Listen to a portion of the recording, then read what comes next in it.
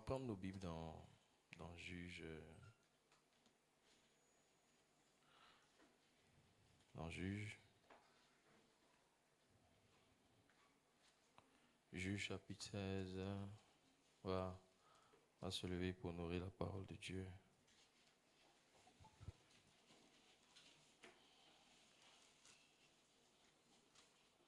Infiniment grand, grand, grand, infiniment grand, infiniment grand, grand, grand, infiniment grand. Juge 16, verset 1. Hein, c'est bon? Tout le monde est debout. Ok. Samson partit pour Gaza et il y vit une femme prostituée. Il entra chez elle. On dit aux gens de Gaza que Samson est arrivé ici et il environnait. Il se tient à l'embuscade toute la nuit à la porte de la ville.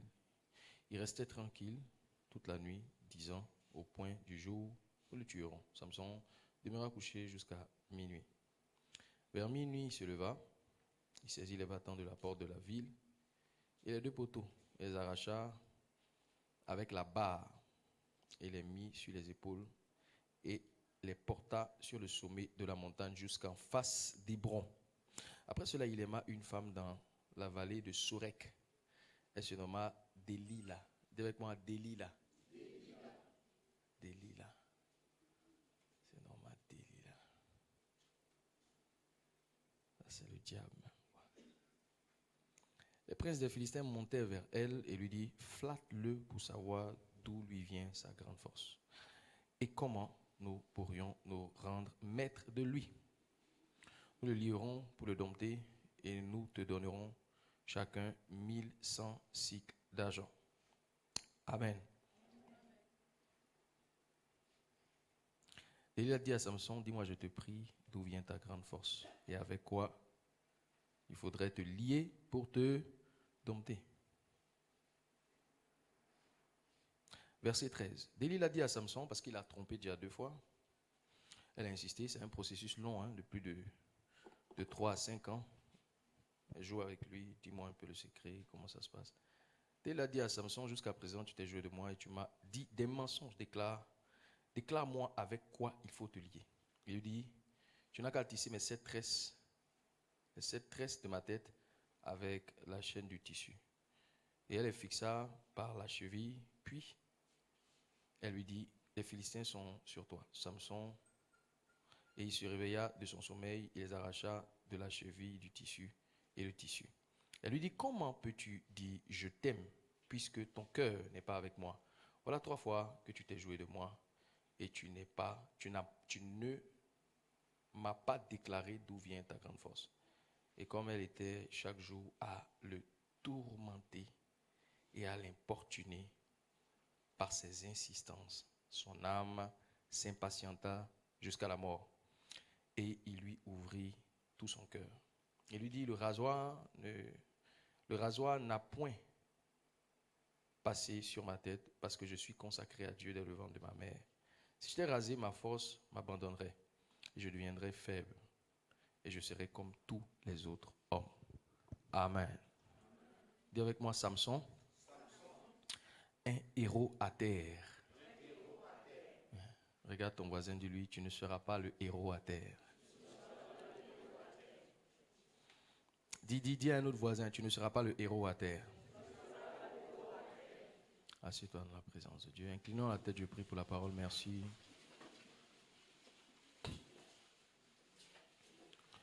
Inclinons la tête, je prie. Merci, Saint-Esprit, pour ta parole. Et comme pour Marie qui a conçu dans les entrailles de la chair la semence divine, viens dans cette intelligence humaine placer la semence qui est la parole de Dieu afin que, pleinement persuadés, nous parvenions à la compréhension, à la connaissance, à la statue parfaite de Christ pour que tel est, nous soyons bien faire dans nos cœurs et dans nos vies ce que toi seul sais et peux faire. Dans le nom puissant du Christ Jésus. Amen. Alors nous avons commencé un enseignement sur les blessures de l'âme et je pense que chacun d'entre nous ici est un peu au courant de ce dont il consiste et il s'agit. Il y a des personnes qui considèrent que mon approche est un peu trop psychologique. Malheureusement, il faut le savoir, la Bible est très psychologique. Tout ce qui est psychologie s'appuie sur la parole de Dieu. Amen. La Bible est psychiatrique, elle est psychique, elle est psychologique. On ne peut pas parler de psychologie sans parler des Écritures. Dieu est le maître des motivateurs. La Bible, c'est de la motivation divine. Amen. Yes. La plupart de la motivation que vous entendez dans le monde vient littéralement des Écritures. Vous allez voir que les bons auteurs, les bons textes sont toujours rapprochés aux Écritures. Papyrus de la mer morte, égyptologue, tout ce que les gens disent, même quand ils veulent contester quelque chose ou une vérité, ils vont forcément s'appuyer sur la Bible. Tanakh, Torah, Ketuvim, en tout cas, ils s'appuient toujours sur quelque chose qui est lié à Jéhovah, Yahweh ou Jésus-Christ lui-même. Amen. Alors nous sommes en train de découvrir ici une deuxième blessure. Amen.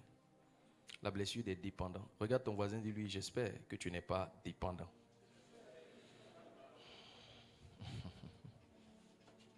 Il faut juste déjà regarder le portrait du visage pour savoir qu'il y a des gens qui sont très dépendants ici. Yes.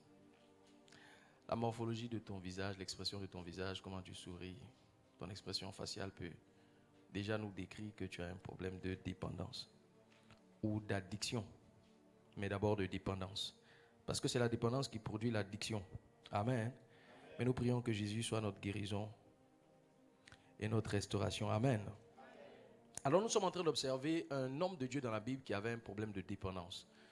Et la dépendance est liée à un trauma depuis l'enfance. Il faut vous rappeler dans les textes bibliques que lorsque Samson devait naître, un ange de l'Éternel s'est révélé à l'épouse d'un homme qui intercédait. J'insiste sur l'épouse d'un homme qui intercédait parce que la femme elle-même n'intercédait pas vraiment. Elle avait un modèle de vie qui était un peu différent de son mari.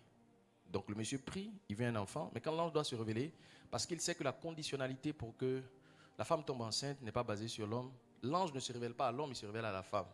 Parce que le problème était lié à la femme. Donc l'ange vient, la voix et lui dit, tu vas tomber enceinte et tu auras un fils. Et l'enfant que tu vas avoir, il va sauver le peuple d'Israël. Et il sera naziréen. Ça veut dire que c'est un monsieur qui ne va pas rentrer dans les funérailles, qui va devoir garder sa maison très propre. Il ne doit pas avoir chez lui de moisissures sur son corps, de teigne, de dattes, toutes ces choses. Il doit porter des vêtements très blancs, il ne doit pas coiffer sa chevelure, il ne doit pas aller dans des morgues, il ne doit pas toucher tout ce qui est plaies, blessures et tout ça. Il doit se garder pur et saint. Samson n'était pas le premier naziréen, il n'était pas le dernier. Jésus était un naziréen. Mais quand Jésus devait naître, quand l'ange s'est révélé à Marie, il ne lui a pas donné la même caution qu'il a donnée à la mère de Samson. 2 nazis doivent naître, et puis il y a une à qui on dit, le Saint-Enfant qui naîtra de ton sein sera appelé le Fils de Dieu. Et pour la femme de Manoach, on lui dit, tu ne vas pas boire de vin.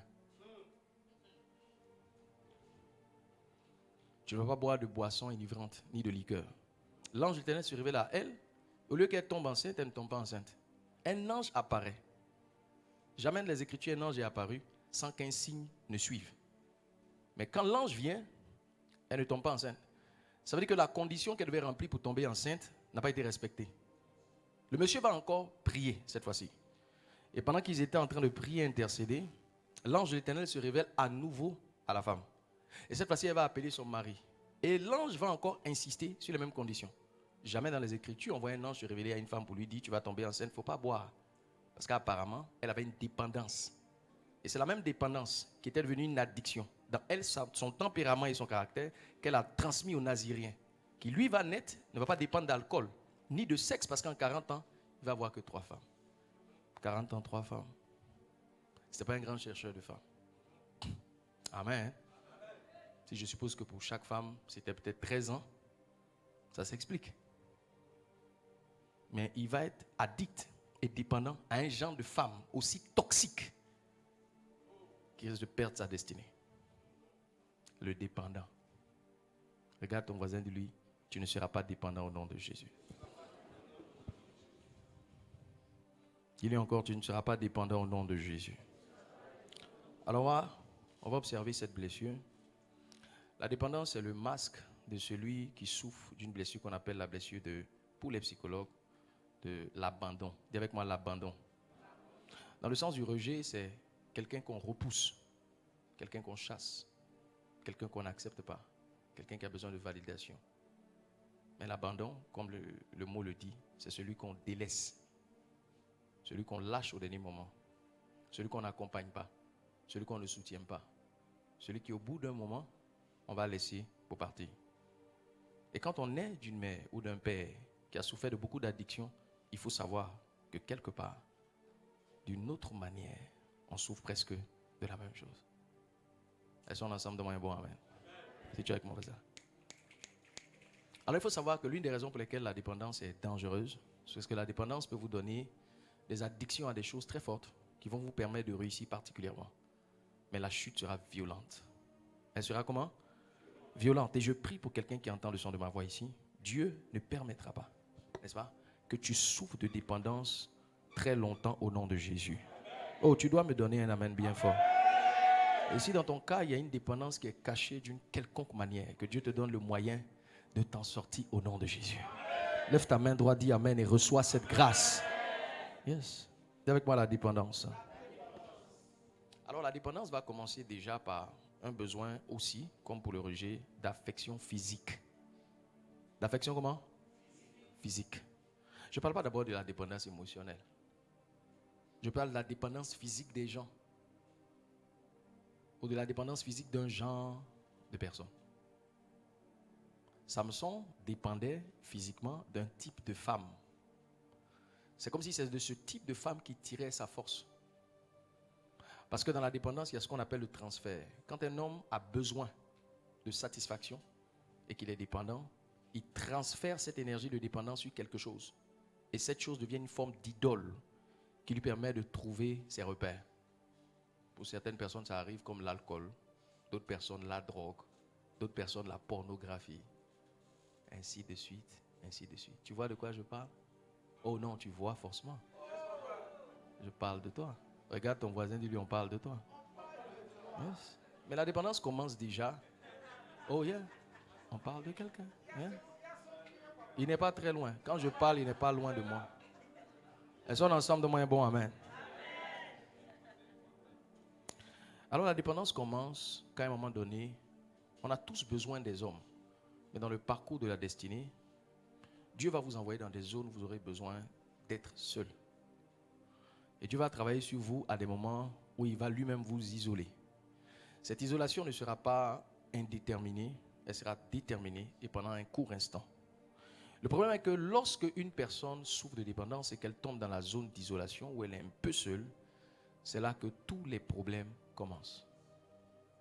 Après une rupture, après un renvoi, après qu'on t'ait chassé d'une relation parce qu'on ne t'a pas aimé, puisque tu étais peut-être détestable ou la personne ne voulait plus de toi et que tu t'es retrouvé seul, c'est là que va commencer à pousser la blessure. Quand tu arrives à un stade où on te lâche, on t'abandonne ou on te chasse. Et je pense qu'ici, il y a des gens qu'on a beaucoup chassés, je pense. Minimum, ils ont chassé quelqu'un. Elles sont ensemble, donne-moi un bon amen. Est-ce que tu es d'accord avec moi, donne-moi un bon amen. C'est là que la dépendance va venir. Et là, on va commencer à dépendre de la présence physique des gens. Dépendre que quelqu'un soit auprès de nous. Dans le cas du rejet, on s'isole et on ne veut personne. Dans le cas de la dépendance, il nous faut absolument quelqu'un. Regarde ton voisin, dis-lui, j'ai besoin de toi, mais tu n'es pas indispensable à moi. Dis encore, j'ai besoin de toi, mais tu n'es pas indispensable à moi. Ce qui donc va emmener Samson, lui, dans son cas, à avoir besoin. Parce que celui qui dépend du sexe opposé, très littéralement. Dans le cas du rejet, celui qui a besoin de son père. Il a besoin du sexe masculin quand il est homme, et quand elle est femme, elle a besoin d'une femme. Mais dans la dépendance, on a besoin du sexe opposé. Il faut forcément que tu sois en couple. Il faut forcément qu'il y ait quelqu'un dans ta vie. Il faut forcément que tu sois avec quelqu'un. Tu ne peux pas être heureux seul, tu ne peux pas être heureux sans quelqu'un. Malheureusement, tu vois, si tu n'as pas pu être heureuse seule, tu ne peux pas donner du bonheur et tu ne peux pas être heureuse avec quelqu'un. Ça commence par le fait que tu as appris toi-même à être heureux ou heureuse. Regarde ton voisin, dis-lui, apprends à être heureux ou heureuse sans moi. Et quand tu es seul, tu commences à être instable, à te tourmenter. Tu tires sur tout ce qui bouge. Même si tu ne le dis pas, tu es très rapproché de ça. Tu as tendance à écrire à des gens qui t'ont ghosté depuis longtemps. Tu retournes dans les téléphones, tu écris. Coucou, ça va? Tu es là? Ça fait longtemps, hein? Tu es là? On dit quoi? Quand on ne répond pas, tu aggraves. Tu deviens plus douce. Chouchou. Parce que tu as besoin d'affection. Regarde ton voisin, dis-lui, tu ne dois pas avoir besoin de ça. Tu vois, quand je regarde les visages, il y a des gens qui sont très sereins, mais le visage est menteur. Je sens que c'est de toi que je parle. Tu as besoin que quelqu'un soit là. Tu as besoin que quelqu'un soit là. Alors que des fois, tu dois apprendre à accepter que tu as besoin des gens, mais qui n'ont pas besoin de toi. Et rester dans ton coin et apprécier Dieu. Apprécier qui? Dieu. Samson. La première femme que tu as aimée, elle était dans le camp des Philistins. Là, c'est Dieu qui t'a envoyé vers elle. Mais la deuxième femme, ce n'est pas Dieu qui t'a envoyé. C'était une prostituée. La troisième femme, c'était Delilah. Dieu ne t'a pas non plus envoyé là-bas. Pourquoi, après avoir laissé la femme que tu as tant aimée, tu tombes entre les bras d'une prostituée? C'est ça la dépendance. Parce que quand on a aimé quelque chose qui est parti, on doit remplacer ça forcément par quelque chose d'autre. Et le dépendant va commencer à marcher pour remplacer. Il remplace une relation par une autre qu'il avait idéalisée. Cette relation, à l'image de ce que tu espérais, qui a été gâchée et déçue, va te pousser à tomber dans une autre relation. Et quand je parle de relation, je ne parle pas seulement de relation de couple, je parle de relation d'amitié. Quand tu as été avec quelqu'un, une relation que tu as idéalisée, et un ami qui a fini par te poignarder, te tromper et te faire particulièrement du mal, si ça ne te donne pas une blessure de rejet pour que tu fuis tout le monde, tu vas rechercher une autre amie beaucoup plus toxique sans que tu ne t'en rendes compte. Et c'est comme ça, de trahison en trahison, de méchanceté en méchanceté, on vit nos relations avec les gens et on a l'impression que c'est eux qui sont mauvais, alors que c'est nous qui sommes blessés et qui finissons par les attirer chaque jour vers nous. Comment d'une première Philistine que Dieu t'a enlevée dans les mains, tu te retrouves avec une deuxième pire, une prostituée. La troisième, c'était une meurtrière. Et le cas s'approfondit. Et le cas devient de plus en plus pénible. Je prie pour quelqu'un qui entend le son de ma voix. Si tu es tombé dans cet entonnoir, que le Seigneur te fasse sortir au nom de Jésus. Je dis que le Seigneur te fasse sortir au nom de Jésus. Je dis que le Seigneur te fasse sortir au nom de Jésus. La deuxième manifestation de cette blessure, c'est que apparemment Samson voulait compter pour ce genre de personnes. Vous savez, vous ne devez pas vous battre pour compter pour des gens. L'estime doit venir naturellement. Quand on ne t'estime pas, il faut que tu acceptes qu'on ne t'estime pas. Si la valeur vient à 20%, il ne faut pas booster pour que ça monte à 60%. Il faut prendre ça comme ça. Il faut faire quoi? Il faut prendre ça comme ça. Il faut prendre ça comme ça. Et parce que tu veux que ça augmente, puisque tu veux te sentir bien par l'affection qu'on te donne, tu commences à booster. Tu mets les moteurs, tu allumes et tu commences à faire le con. L'imbécile même totalement. Yes? Puisque tu dois recevoir, tu en as besoin. C'est une satisfaction pour toi. On doit te dire je t'aime. Toi tu dis je t'aime, on dit moi aussi tu continues. Tu continues. Regarde ton voisin, demande-lui tu continues. Tu continues. Hein? Tu continues. Tu me manques. On dit hein. Yes. Yes. C'est un problème. C'est un problème. C'est que tu dois toujours bénéficier de l'affection de quelqu'un. Tu ne peux pas vivre sans qu'on t'affectionne. Tu te sens dans ta position quand tu reçois de l'affection. Tu dois booster. Donc tu provoques, tu actives, tu accélères. Si je rentre dans le téléphone tout à l'heure, je sais, il y a des boosters ici. Ils sont en train de booster fort. Les boosters. Regarde ton voisin, lui, j'espère que ce n'est pas de toi on parle. Tu as besoin de ça. Tu allumes comme ça. Tu vas provoquer ça. Il y a des femmes qui sont mariées qui en souffrent. Il faut de l'affection extérieure. Il y a des femmes et des hommes même qui sont en couple et qui ont besoin de l'affection de d'autres personnes à l'extérieur. Tu sais que si tu es dépendant, l'affection qu'on te donne ne sera jamais suffisante. Quelle que soit la manière dont on va t'aimer, ça ne va pas suffire. On va tout faire pour toi. Tu n'es pas satisfait. On va tout te donner. Il y a des relations d'amitié souvent, tu t'es sacrifié de mille et une manières. Tu sais, te poses la question, qu'est-ce que j'ai bien pu faire à ce gars? C'est parce que tu es dépendant. Malheureusement, quand les gens se rendent compte que tu es dépendant, ils deviennent bourreaux. Dès que tu actives l'option dépendance, la personne bien devient un manipulateur ou une manipulatrice immédiatement. Et c'est ce qui va envoyer la troisième étape.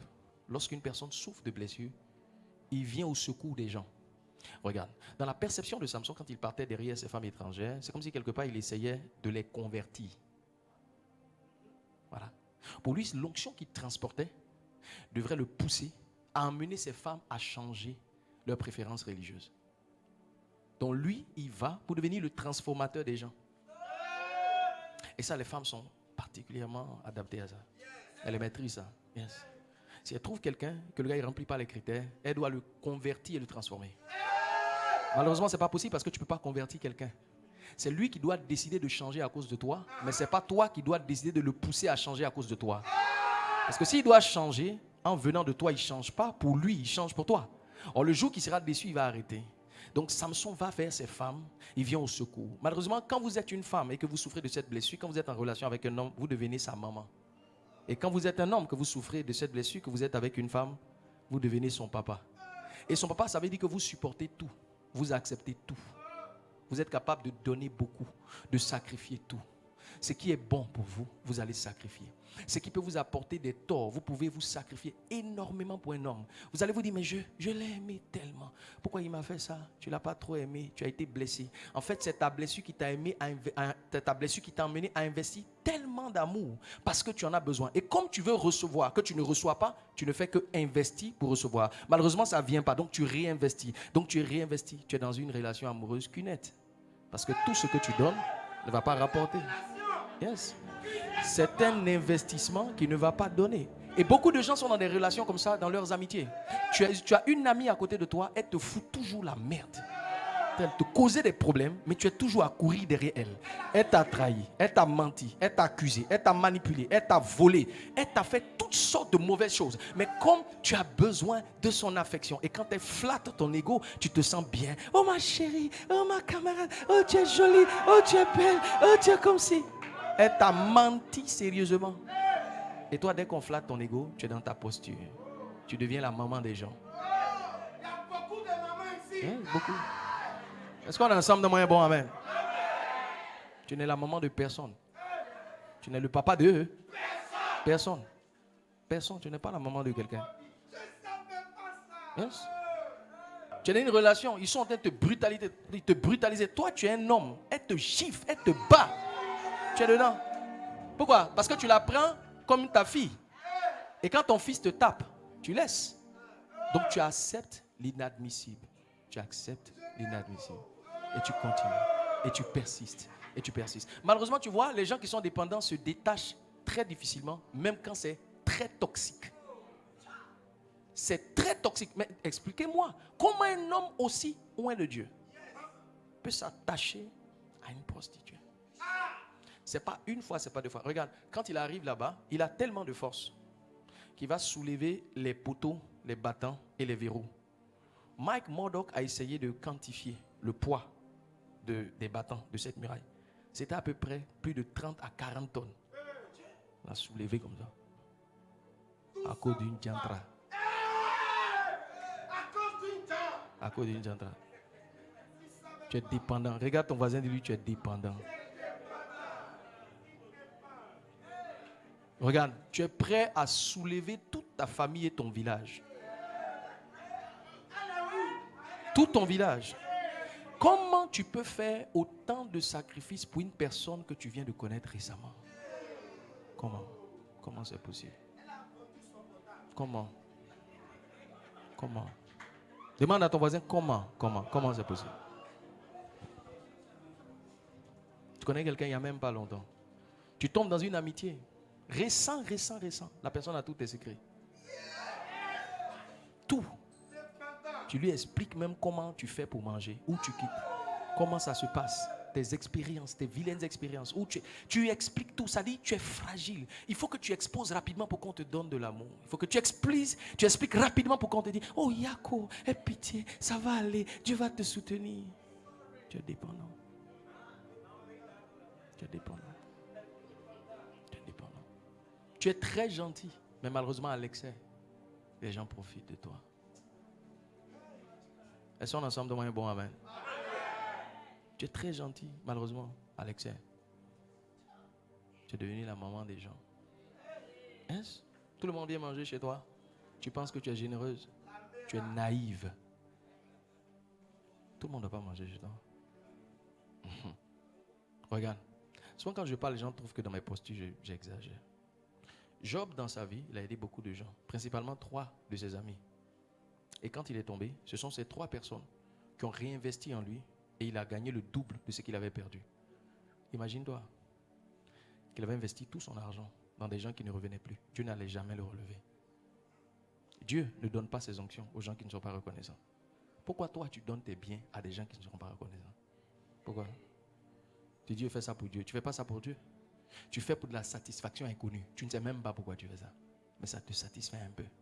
D'avoir l'impression que tu es tellement généreuse que tu peux faire du bien à quelqu'un qui va te trahir. Je sais qu'elle va me trahir, mais elle lui donne. Tu es naïf. Est-ce qu'on est ensemble dans un bon amen? Yes. Tu sais que cette femme-là, elle ne peut jamais se marier avec toi. Tu le sais, Samson. Samson sait. Il ne sait pas? Il sait. Il sait. On l'a appelé plusieurs fois. Il sait. Il sait. Il sait. Il sait. Il sait que ce n'est pas possible. Il n'est pas juste un hébreu. C'est un nazirien. Ce n'est pas possible. D'autres personnes peuvent marier ce genre de personnes, mais pas toi. Tu ne peux pas marier cette femme. Même si elle se convertit, même si elle adore ton Dieu, ce n'est pas possible. Tu le sais. Pourquoi tu vas? Pourquoi? Pourquoi? Pourquoi? Tu es dépendant. Pourquoi quand tu dois aimer quelqu'un, tu dois sacrifier tout? Pour rien du tout. Pour quelque chose qui n'est pas équitable. Je ne parle pas seulement d'amour, je parle de toutes sortes et de toutes formes de relations.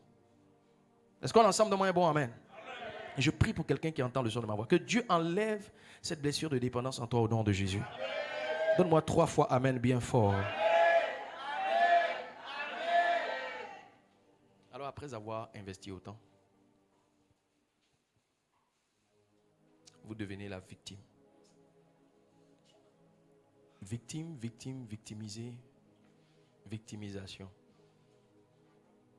Quand vous arrivez à un certain point de votre vie, vous avez l'impression que, je ne parle pas d'injustice de vie, je parle de vous considérer que vous avez été trop victime des gens. Et qu'effectivement, les gens vous ont fait un peu trop de mal. Et le mal qu'ils ont fait, ils n'ont pas fait ça à d'autres personnes. Ça peut être un signe que vous êtes dépendant. Quand la plaie s'ouvre, la personne se lève pour vous détruire. Tu sais, il y a des tentations que tu ne donnes pas à un homme. Tu vas en voyage, tu as 100 millions. Puis tu vas chez quelqu'un, tu dis, garde mes 100 millions. Bon, même si tu lui fais confiance, tu ne joues pas à ce jeu. Parce qu'il y a des jeux, si tu joues à ça, tu exposes la personne à te faire du mal. Alors en fait, le problème de la dépendance te rend vulnérable. Quand la personne regarde dans tes yeux, la personne sent la fragilité. Yes. Même quelqu'un qui vient nouvellement dans ta maison, qui commence à travailler avec toi, il voit que tu es fragile à ces petites blessures. Mais qu'au fur et à mesure, tu t'accentues dans l'attitude. Donc il voit qu'il peut te manipuler un peu. Il joue un peu au jeu. Et quand il joue, tu suis. Parce que tu es très maternel. Malheureusement, c'est ça. Il te fait du mal, il part. Si vous avez été trop victime des gens, ça peut vouloir dire que vous avez un problème de dépendance. Votre dépendance ouvre la possibilité aux gens pour vous abuser. Yes. Dépendance, ça ne veut pas dire que tu es addict d'abord à un stupéfiant. Yes. Dépendance, ça veut dire que tu nourris de l'affection par le bien pour qu'on te retourne ça. Et inconsciemment, ce n'est pas forcément quelque chose que tu ressens en toi, mais c'est quelque chose que tu fais. C'est programmé à l'intérieur de toi. Yes. Tu aimes une femme, c'est pas bon, mais tu es dedans. Et puis tu quittes, et puis tu aimes une autre. Et puis c'est pas bon, et puis tu es dedans. Et puis tu pars. Mais la 3e fois, c'était sa mort. Un oint. Tu sais, dans les Écritures, il n'y a personne qui était plus oint que Samson. Personne. Personne a détenu l'onction de Samson. Les Sumériens qui ne croient pas en Jéhovah considèrent que Samson, c'était une réplique du dieu de la force, du pouvoir. Et chez les Grecs, c'est un peu une forme de Hercule. Dans les Écritures, il n'y a personne qui a eu la force de Samson. Personne. Personne. Depuis Moïse, personne. Une onction comme Samson, il n'y a pas deux dans la Bible. Il est tellement loin que l'onction là, c'est pas... Il n'y a pas eu de double portion pour cette onction. Mais il a coulé à cause d'une blessure aussi bizarre. Amen. Tu ne couleras pas au nom de Jésus. Je dis, tu ne couleras pas au nom de Jésus. Est-ce qu'on est ensemble? Donne-moi un bon amen. Si vous êtes trop victime, ça peut être un signe que vous avez ce problème. On t'a toujours fait du mal. Toi, on t'a jamais fait du bien. En matière de relation, en matière d'amitié. Yes. Yes. Parce qu'ici, on est en train de parler non pas d'un homme simple. On parle d'un oint. De quelqu'un qui transportait une onction particulière. Yes. La qualité d'une onction ne cache pas une blessure. D'ailleurs, plus l'onction est importante, la blessure se révèle. Et elle devient de plus en plus dangereuse. Si vous montez en puissance, en pouvoir, que vous ne soignez pas ça, vous allez vous faire détruire par des gens. Yes. Comment on peut exposer un secret qu'on détient depuis 40 ans à une femme avec qui on ne va jamais se marier? Comment c'est possible? Elle dit, donne-moi le secret. Il dit, je ne te donne pas. Donne-moi le secret, je te donne pas. Il a manipulé. Et puis elle a stressé jusqu'à... Et puis au moins, il dit, ok, bon, prends. C'est comme s'il dit, tendance suicidaire. Même si je meurs, c'est pas grave. Au moins, elle sait. Comment tu peux faire ça? Tu sais pourquoi? La Bible dit, Samson s'impatienta jusqu'à la mort. Elle le tourmentait parce qu'elle voulait le secret. Donc, il voulait de la satisfaction par la satisfaction qu'il lui donnait. Il n'y a pas d'autre femme. Femme qui est femme, il n'y a pas autre. Hein? Il n'y a pas autre garçon. Il n'y a pas une autre amie. Tu ne peux pas chercher une autre personne pour remplacer. Dans la vie, il faut apprendre les remplacements. Regarde ton voisin, il dit, il faut apprendre les remplacements. Apprends les remplacements. Apprends les remplacements. Il y a des gens que Dieu met dans votre vie. Vous sentez que vous commencez à dépendre d'eux. Mais ils deviennent toxiques, ils veulent vous détruire. Ne souffrez pas de la peur de l'arrachement ou de la séparation. On va en parler tout à l'heure. Ne souffrez pas de ça. Acceptez ça. Vous n'êtes pas obligé de vous séparer des gens violemment ou brutalement. Il faut adhérer au concept de se séparer. Et il faut le faire sans hésiter. Paul est allé prêcher avec Barnabas. Au bout de la 7e année, Barnabas a considéré que lui, il était un peu trop fatigué. Il ne voulait plus poursuivre le périple. Paul a pris Jean-Marc, qui était parenté à Barnabas. Et il se promenait partout. Seulement que Jean-Marc, des fois, il oubliait des affaires que Paul voulait transporter. Jean-Marc était quelqu'un qui faisait toujours des faux pas. Il était engagé particulièrement avec Dieu, mais il était un peu lâche. Et juste ont attrapé Paul. On voulait le frapper. Jean-Marc a fui. Au lieu de le défendre et de le cacher, il est rentré en brousse. Ils ont frappé Paul jusqu'à casser ses os. Il avait l'impression de mourir. Quelque temps après, Jean-Marc encore est revenu. 7 ans après, ça dit la 14e année. Jean-Marc est venu. Paul a dit à Barnabas, moi je ne prends pas Jean-Marc. Ça, c'est pas quelqu'un qui peut me suivre. J'ai marché avec lui pendant de longues années. Mais c'est quelqu'un qui, à chaque moment où il y a des problèmes, il fuit. Moi, je n'ai pas besoin de ça. Il faut qu'il me lâche. Barnabas dit, non, moi je prends Jean-Marc. Il dit, ok, donc vas-y avec lui. Le chemin de Paul et de Barnabas se sépare.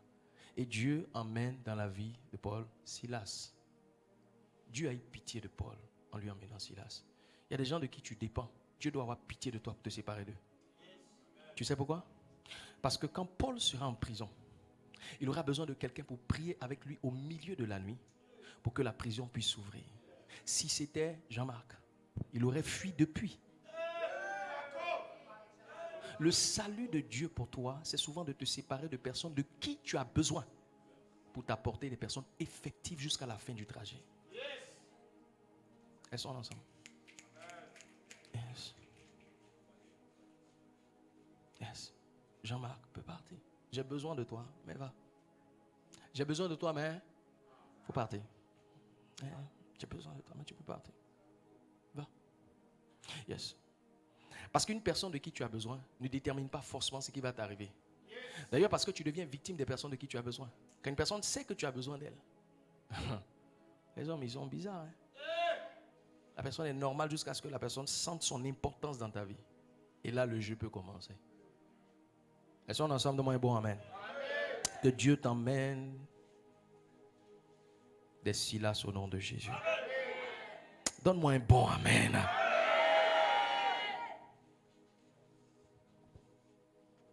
Quatre manifestations de cette blessure. Les décisions accompagnées. Vous savez pourquoi Samson s'est séparé de sa première femme? Parce que ses parents ont parlé. La deuxième, il ne s'est pas séparé parce que personne n'a parlé. La troisième, il ne s'est pas séparé parce que personne n'a parlé. C'est comme si Samson était dépendant de l'assistance humaine. Tant qu'on ne l'assiste pas, il ne peut pas faire quelque chose qui est correct. Il y a des gens comme ça. Si tu ne parles pas, ils ne changent pas. Pour qu'ils changent, il faut parler. Tu arrêtes de parler, après 2 semaines, ça revient. Yes. Et ça, c'est les Africains, champions dans bavardage. Tu vas parler. Oh. Tu parles. Yes. Aujourd'hui, le management africain, c'est ça. On discipline les managers à apprendre à se répéter indéfiniment. Parce que c'est ça l'Afrique. Tu dis aux gens 6 heures, 7 heures. 6 heures, 6 heures, 6 heures, 6 heures, 6 heures, 7 heures. 6 heures, 6 heures, 6 heures, 6 heures, 7 heures. Quand il commence à venir 6 heures, 6 heures, 6 heures, 6 heures, dès que tu ne parles plus, 7 heures, 8 heures, 9 heures. Il faut parler seulement. Yes. Yes. Aucune rigueur, aucune discipline. Quand tu commences à être rigoureux un peu, les gens disent que non, il exagère. Tu as réussi quoi dans ta vie avec ce manque de discipline? Hein?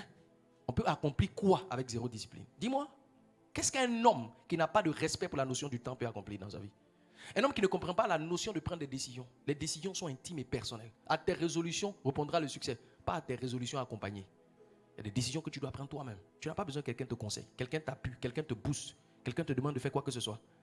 Et tu vois, quand un homme devient dépendant, c'est ça sa vie. Pour prendre une décision, il faut aller demander aux gens. Et finalement, tu demandes à 3 personnes qui te donnent 3 avis différents et tu es au milieu. Ambivalent comme rien. Tu vas te mettre en retard. Faut que, ça dit, même quand tu es quelqu'un, c'est pas bon, tu dois partir. Il faut que quelqu'un te dise, va, jusqu'à... Et puis tu dis, ok, je m'en vais. Toi, tu es comment? Tu es comment? Chaque fois, on doit insister pour que tu fasses des choses sensées. Tu es dépendant. La première fois, les parents de Samson lui ont dit, il n'y a pas d'autres femmes. C'est ce que ses parents lui ont demandé. Il n'y a pas d'autres femmes en Israël. Il est parti, il n'a pas touché. Il n'a pas couché avec elle. Donc le mariage n'était pas consommé. Et puis il est séparé. Mais la deuxième fois, parce qu'il ne voulait pas écouter les conseils, et c'est ça indépendant. Il écoute les conseils, mais qu'il n'appliquera pas. Il veut écouter ton avis pour avoir un avis ou une compréhension différente, mais il ne fera pas. Il sait ce qu'il veut, et ce n'est pas ce qui est bon qu'il veut. Et il sait que tu ne seras pas d'accord. Mais il te dit, qu'est-ce que tu en penses? Il insiste, il dit, maintenant dis-moi ce que tu penses, mais il ne va pas faire. Dis-moi un peu ce que tu penses. Et puis tu dis, non, je pense qu'il doit faire ça. Il dit, ah d'accord, mais il ne fera pas. Il sait ce qu'il veut, il sait que c'est mauvais, mais il est dedans. Il ne va jamais prendre une décision, une bonne décision pour quitter dedans. Est-ce que tu as besoin, Samson, qu'on te dise que cette femme va te tuer? Tu donnes une première fois un faux secret. Elle t'emmène les soldats dans la maison. Tu donnes une deuxième fois un faux secret. Elle t'emmène les soldats dans la maison. Tu donnes une troisième fois un faux secret. Elle t'emmène les soldats dans la maison. Et puis tu vas lui donner. C'est quoi le problème? Tu ne peux pas prendre de décision. Il n'y a pas de décision que tu peux prendre. C'est comme ça les gens ils sont. Il n'y a pas de décision. Tu es là, pas de décision. Tu peux prendre une décision et l'assumer jusqu'au bout, jusqu'à la fin. Tu es là comme ça.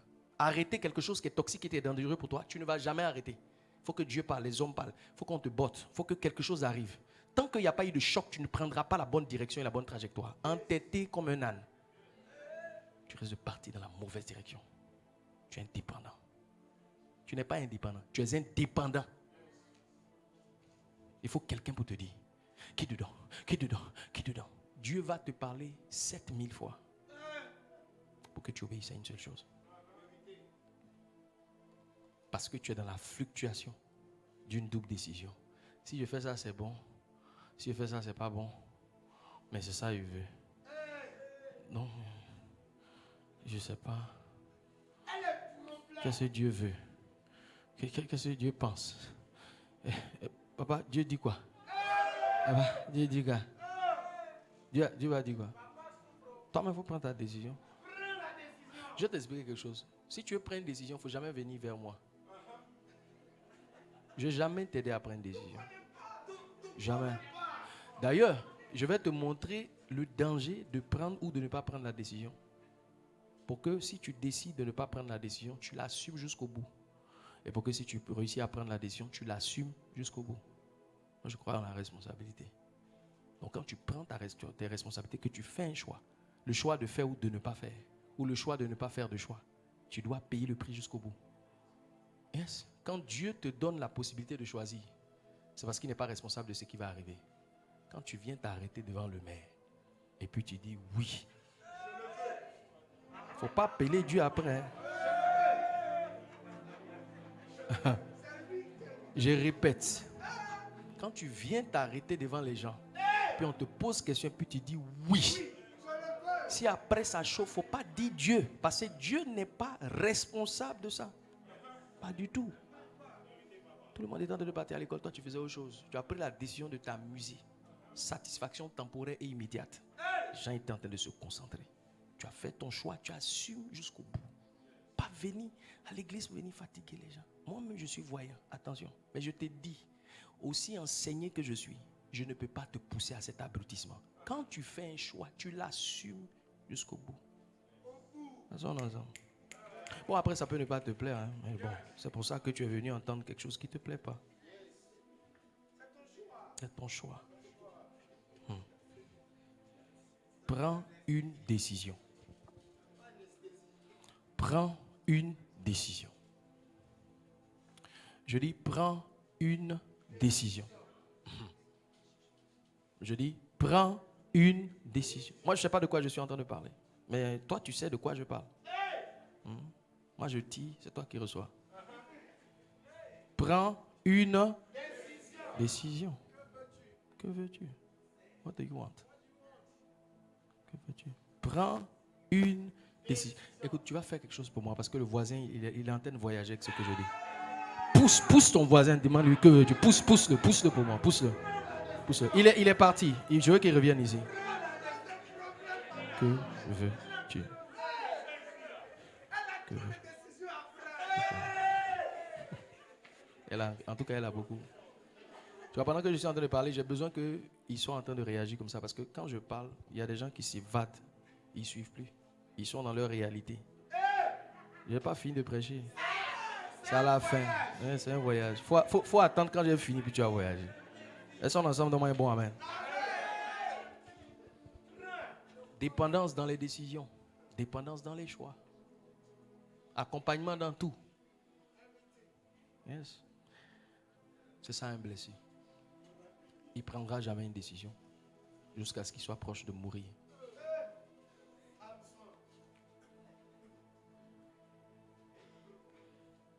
On t'a donné une onction pour faire la guerre. Maintenant, tu dois prouver que tu peux soulever des bâtons après une nuit chez une fille bizarre. Et quand ils ont cassé ses yeux, que ses cheveux ont poussé, il a repris la guerre. Pourquoi tu dois attendre que le choc soit aussi violent, que tu perdes autant d'années, que ça te gaspille tellement d'énergie émotionnelle, pour que tu acceptes de comprendre ce que tu connais, pour que tu acceptes de comprendre ce que tu connais, parce que tu sais déjà la vérité. Tu sais. Tu le sais déjà. Tu le sais. Tu le sais. Elles sont ensemble, donne-moi un bon amen. Je n'ai pas l'impression que je parle à quelqu'un. Donne-moi un bon amen. Voici 5 dépendances qui arrivent quand vous souffrez de l'abandon. Première dépendance. La dépendance aux choses de promiscuité ou à la promiscuité. Comment tu sais que tu es dépendant? Quand tu commences à sombrer, que tes émotions vivent et que les voyants de la dépression s'allument rouge pour apaiser ton cœur et les vagues et les tempêtes de tes émotions, tu dois boire. Si tu as besoin de boire pour calmer tes émotions, tu es un dépendant. Promiscuité. Amen. Deuxième type de dépendance. Le comportement trouble à se défoncer. Quand tu vois que tu arrives à un point X, que tu dois faire une grosse gaffe pour te retrouver, c'est comme les gens qui sont en colère, ils doivent casser la télé. Télé de qui tu as cassé? C'est où tu as fait ça? Choisissez vos coins. Choisis. Hein? Un téléphone cher, quand tu viens, tu casses 600 000, 800 000, 1 million. C'est fâché. Puis après, tu demandes pardon. Tu gâches tout quand tu es fâché. Dépendance. Tu dois te défoncer. Et quand tu dois te défoncer comme ça, que ça arrive, à 3 heures du matin, tu prends ton téléphone, tu appelles un ancien gars, tu cours, tu vas là-bas.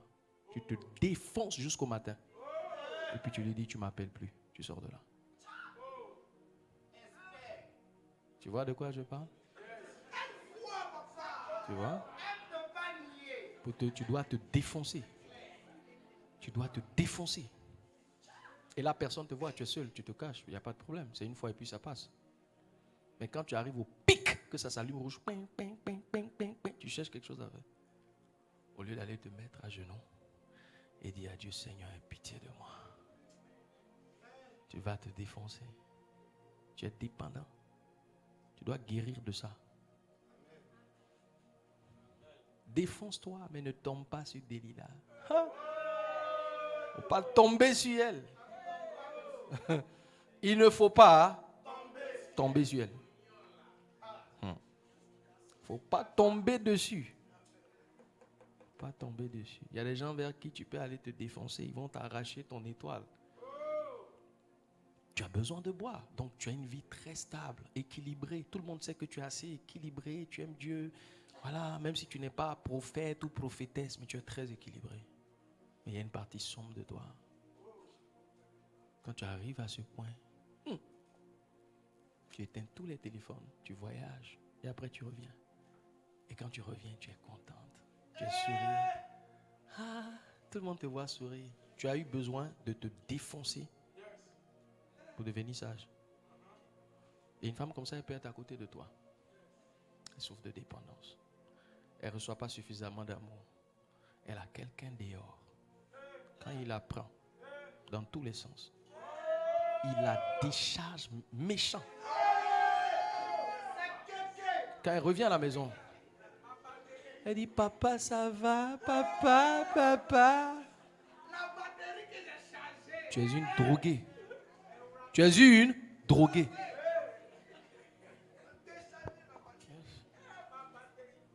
Yes. Tu es une droguée. Tu es une droguée. Oui. Tu vois, je parlais la dernière fois de mes frères. Il me disait, tu sais, je parlais des blessures, il a entendu, parce qu'il ne vient pas ici. Un gars compliqué. Puis il m'a dit, tu sais, j'ai écouté tous les messages, les petites capsules que tu fais sur la blessure. Tu m'expliques comment? Et puis il m'explique. Il dit, tu sais, c'est quelque chose que je cache depuis longtemps, je ne t'ai jamais dit. Mais moi, pour que je sois satisfait d'une femme, si je suis avec une femme, il faut que je parte sortir avec une autre. Et quand je me défonce là-bas, que je viens, je peux la toucher. Yeah. Et si je reste avec elle au bout d'un certain temps, je ne peux plus la toucher. C'est quoi comme blessure? Je dis la dépendance. Tu dois te défoncer. Et ça crée des colorations de défonce. Donc tu dois toucher à tes choses. Toucher. Et là, tu deviens normal. Si tu laisses s'exagérer, tu vas devenir une personne très bizarre. Ah ouais. Tout le monde cache quelque chose de bizarre. Et certains ont fermé la porte il y a des années. Ils n'ont plus ouvert. Il y a certains, la porte est encore ouverte.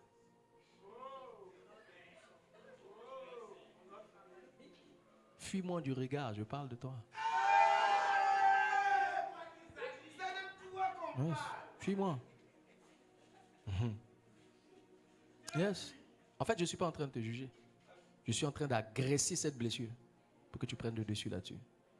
Tu ne peux pas vivre comme ça. Tu ne peux pas. Il faut que tu déprimes et puis tu te couches, tu dors. Sans aller quelque part. Il faut que tu déprimes pendant longtemps. Tu trouves ta source dans Dieu. Tu allumes Netflix, tu regardes un peu. Tu prends la vie du bon côté. Tu fais action de grâce. Tu viens au culte, tu rentres chez toi. Il faut être triste. Pleure abondamment sans faire de bêtises. Elles sont ensemble. C'est ça en fait. Sinon, je n'ai pas dit que tu ne vas pas pleurer. Jésus a pleuré. Je n'ai pas dit que tu vas toujours te sentir bien. Tu ne vas pas toujours te sentir bien. Tu vas gaspiller beaucoup de choses. Tu vas perdre des choses. Il y a des douleurs que tu vas avoir qui sont très intenses dans ta vie. Tu vas te demander à un moment, mais pourquoi ma vie est comme ça? Pourquoi Dieu a permis telle chose? Et ainsi de suite. Peu importe. Il faut te sentir très mal. Puis tu te couches. Quand Jésus était dans le jardin de Gethsémani, il était en pleine dépression. Sa sueur a migré. C'est devenu du sang. Et il est resté à genoux en train de prier. Quand la sueur devient du sang, on ne va pas chercher quelque chose ailleurs. Reste dans la présence de Dieu. Reste dans la présence de Dieu. Reste dans la présence de Dieu. Tu sens que tu as besoin. Le besoin est activé. Ça provoque, ça démange. Les hormones de dépendance ont été activées. Tu n'arrives plus à te contrôler. Il faut que tu puisses te satisfaire. Reste là, dis Seigneur, aide-moi. Souffle, souffle, souffle. Mais prends le dessus, là-dessus. Laissons ensemble. Prends le dessus. Ne te laisse pas emporter. Regarde ton voisin et dis, ne te laisse pas emporter. Si tu triomphes de ça, une autre personne va naître. Si tu triomphes de ça, une nouvelle onction va descendre. C'est dur. Je n'ai pas dit que c'était facile. C'est très dur. Mais Samson, tu ne dois plus aller chez Delilah. Samson, tu ne dois plus aller chez Delilah.